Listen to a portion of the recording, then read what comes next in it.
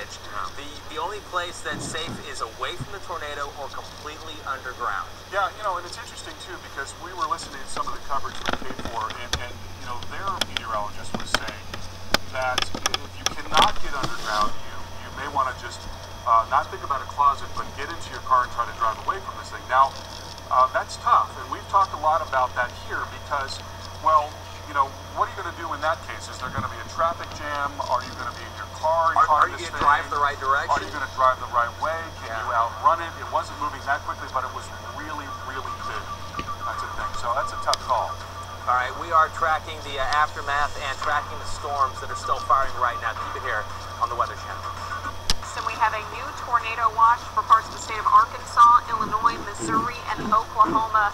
This goes until 3 a.m. Central Time, so the threat is not over. You know, it's been a bad day. We are waiting on a press conference for the cities of Moore and Oklahoma public officials, including the governor, Mary Fallon. First, though, Al Roker has a report from Moore. Well, as you can see, the devastation is pretty complete. This is the medical center here, and over here, the movie theaters. All this devastation, choppers flying overhead, surveying the damage. This is very much like Joplin, Missouri, and people here tell me it's very reminiscent of the tornado outbreak May 3rd, 1999, when an EF5 tornado hit this area, and it is devastating. You know, at least 10 people killed. Reports of as many as 25 children killed in one school at Plaza Tower Elementary. It is going to be much worse than what we saw yesterday when we only had 2 fatalities.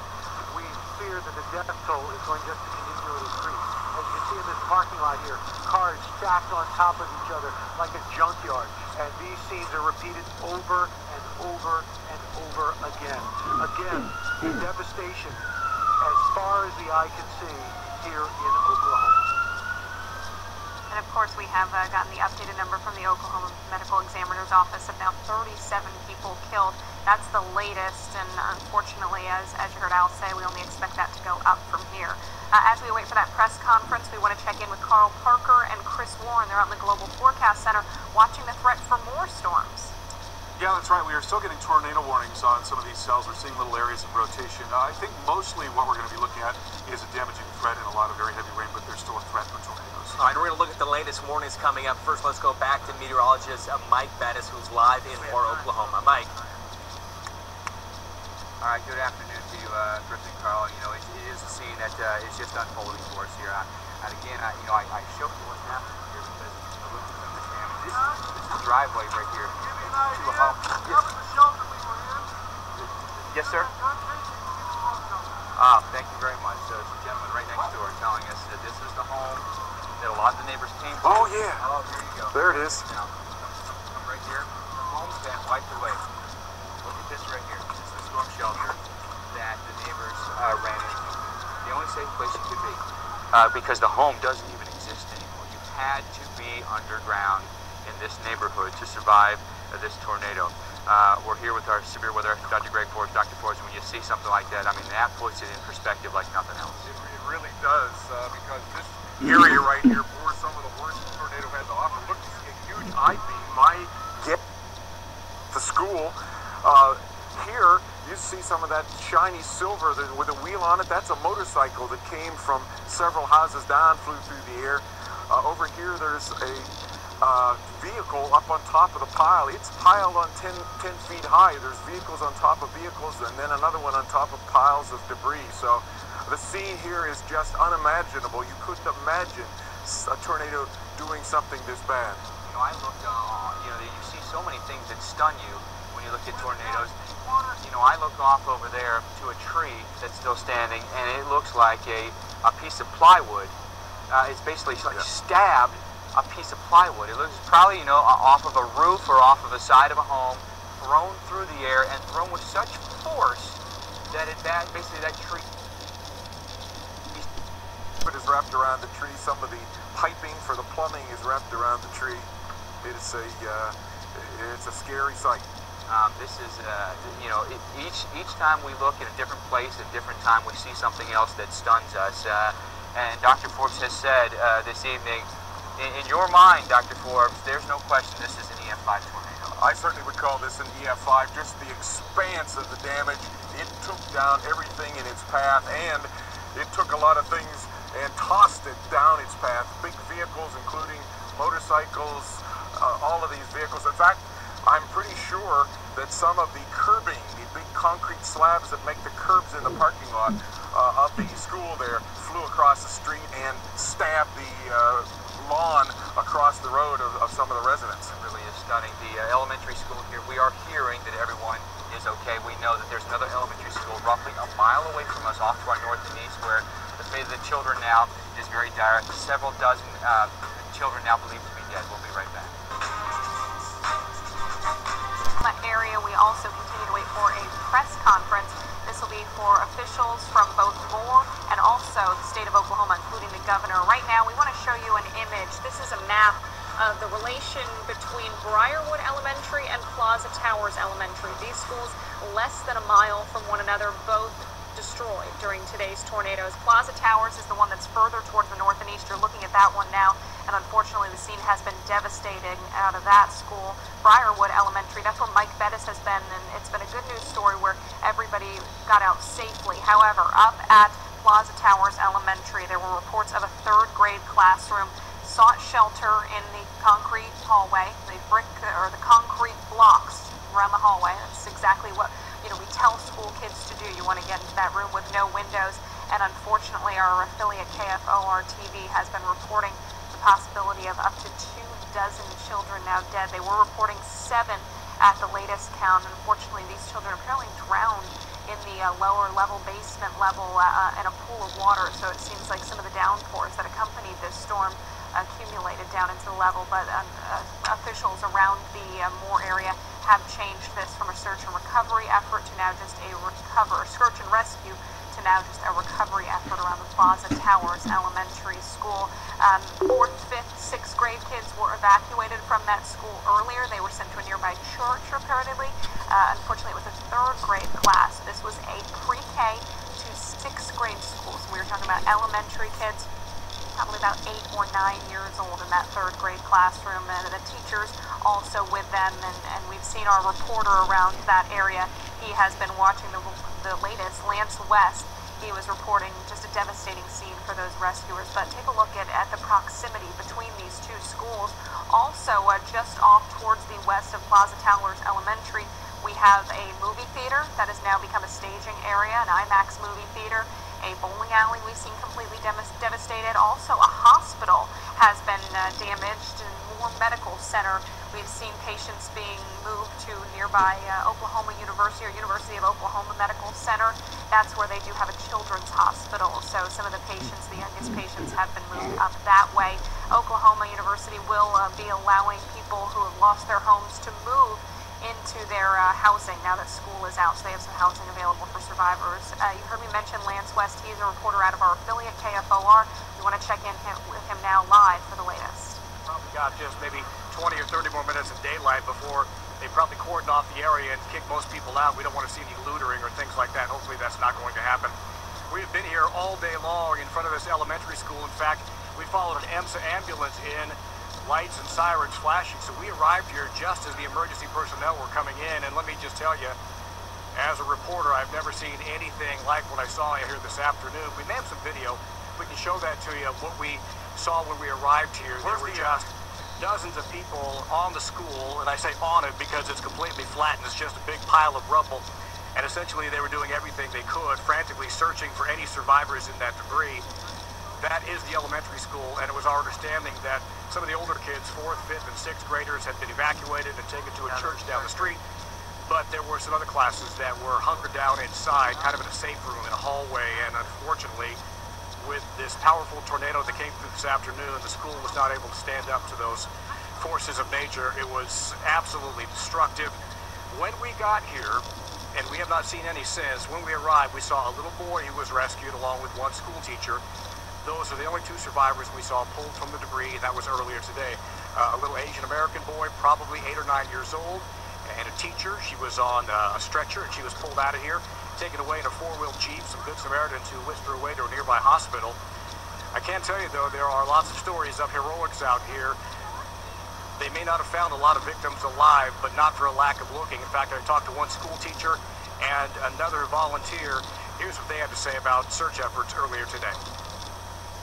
I was on top of 6 kids. On top of 6 children? I was lying on top of. And they're all okay? All of mine are okay. They pulled a little boy out. Looked like he was probably about a 2nd or 3rd grader. Bumps and scrapes. Didn't look too worse for the wear. And then an adult that they pulled out who just had some bumps and bruises and was pretty shaken up, but that's all I've seen come out at this point. And you did hear from that school teacher. All I know is that her name is Rhonda. She teaches 6th grade students. She hunkered down in the bathroom with a half dozen kids. As you heard, she got on top of them. They all got out alive. Certainly nothing short of a heroic effort on her part. And a lot of the other kids, parents, teachers, again, at a church, a staging area on the other side of all this debris. We've not been able to wind down there. Right now it is a recovery effort. They've got jackhammers going. They brought the lights in, and one official out here told me that they're going to search as long as they can to make sure they get everybody out tonight. And Lance, just to update the grim figures from there, 7 little ones are confirmed. 20 to 30 others may be still in there, but they believe they have perished in there, those that are still there. Yeah, that's correct. We have confirmation of 7 children. They were found at the bottom of the school. They unfortunately drowned. The school filled up with water, and there were 20 to 30 kids that they could not reach because the debris obviously was so thick. They were using jackhammers to get to that lower level of the school. We do know, I believe they're getting closer because about 15 minutes ago I saw that they were heaving small desks from that pile of debris one at a time, which leads me to believe that they've reached the classroom where those kids may have been taking refuge from the tornado. Lance, let me ask you this. You've done an incredible job of reporting there from the scene. There's another elementary school, Briarwood, that John Welsh is showing us from the air, that has a similar operation going on there. Have you heard any reports of what may be going on at Briarwood? I'm sorry, Linda, we haven't heard anything from that school over there. It appears from our location that most of... Well, you know, we have been talking to Mike Bettis around the Briarwood Elementary School. He did talk to a teacher who said as far as that teacher knows, everybody has been taken safely out of the building. But of course, we'll stay on top of the scene as Mike Bettis and Dr. Greg Forbes are over in that area, and we'll continue to watch the unfortunate, devastating scene out of the Plaza Towers Elementary School. Now, we are waiting on that press conference with officials from Oklahoma and the city of Moore. We will bring that to you the second it starts, and we'll stay with it. We'll be right back after the break. This is a look at the tornado as it was in progress and moving through Moore, Oklahoma. We have just learned from the Oklahoma City Chief Medical Examiner's Office, now the death toll up to 51 people. And search and rescue efforts are still underway right now, and that is a massive, huge storm. When you see that, the only safe place is underground or out of the storm's path. Yeah, they have been a mile and a half wide and lasted 40 minutes in all, but about 15 minutes that was the amount of time when it was really intensity. Now we want to go right now to meteorologist Mike Bettis, who is on the scene, and behind Mike we can see what that storm did do. Mike. It's terrifying when you kind of think in your mind of what the folks here in Moore, Oklahoma had to go through when this tornado was just roaring through their town. Look at these homes. It is mountains of rubble. There is nothing left of some of these homes. We're in a driveway of one home, and then you'd step over, this is a garage actually, you'd step up into likely what's the kitchen here, and this home just doesn't even exist anymore, not even recognizable. That is the kitchen.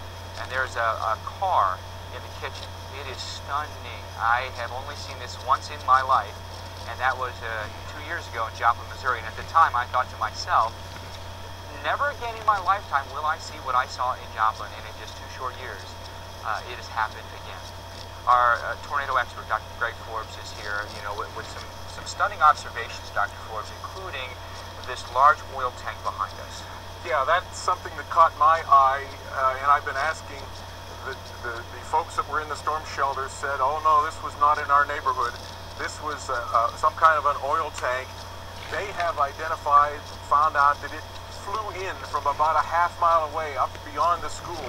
So imagine something this heavy, several tons at least. This is probably made of 3/4 inch steel. So this is a huge object flying through the sky. So if there was ever any doubt that this is an EF5 tornado, it's that kind of a missile that gives you that definite guarantee, in my opinion.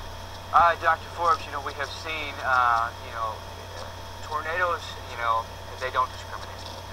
They will mow down just about everything, in their path. It's been elementary schools, it's been homes, it's been businesses. In your experience in doing this, we always stress, warning, be prepared. How do you prepare for something like this? Certainly, you can't prepare for something like this above ground. It would really take luck to survive this above ground.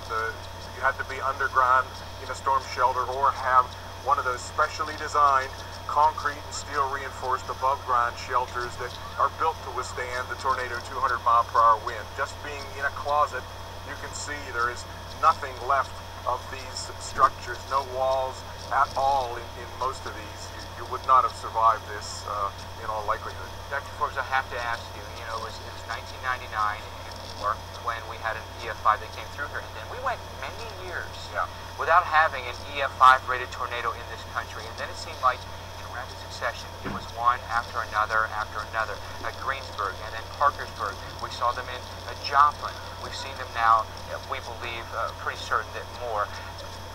And they're hitting towns. I mean, what can we do as a society to better forecast these kind of things or better prepare for these things? Yeah, well, urban sprawl, the communities are getting bigger and they're bigger targets now for the violent tornadoes. We need to really be vigilant. We need to have more of these underground or specially designed in-home shelters to be able to survive. And of course, the forecasts, the warnings, they have improved tremendously. The way of getting the warnings, there's every year it seems more ways that you can, by the social media, by tone alert kind of systems to get the warnings. But you have to have some place to go to survive, and that I think is the next frontier. I would say this, have you questioned your mind? Do I live in a tornado-prone area? Do I need to get a storm shelter? I've thought about it, but I don't know if I really should. Can I afford it? Let this be that reminder that it could be an investment that saves your life, Chris and Carl. I mean, what value to put? If a storm shelter is going to cost you $5,000, is that $5,000 worth it to save your family's life? In my opinion, of course it does. I'd pay anything to save my family's life. So you can't put a price on that. So true, Mike Bettis. We certainly appreciate that. We're going to check back with you guys in a few minutes. Mike and Dr. Forbes were talking about the succession of the different tornadoes that have gone through that area, that same area, in the past 14 years. We're going to show you those tracks coming up. Also, we're going to go back and show you on the radar what that storm will look like as it moves through. Yeah, and the Norman office did a really good job of forecasting this thing. They put out the tornado warning well ahead of time, and hopefully a lot of people did get that warning. But as we saw, there wasn't a lot that you could do to prepare for a storm like that. And a storm like that did this, and we're still seeing the search and rescue efforts. There's fires after this, and tons of damage. Keep it tuned here to the Weather Channel. From earlier today in Oklahoma, specifically Moore, Oklahoma, a very wide, very destructive tornado happening in a matter of minutes. You can see the size of that off in the distance, and we are still getting a look at the latest damage that this did cause. But you're looking right now on video, so if you were there in person, that's what it looks like.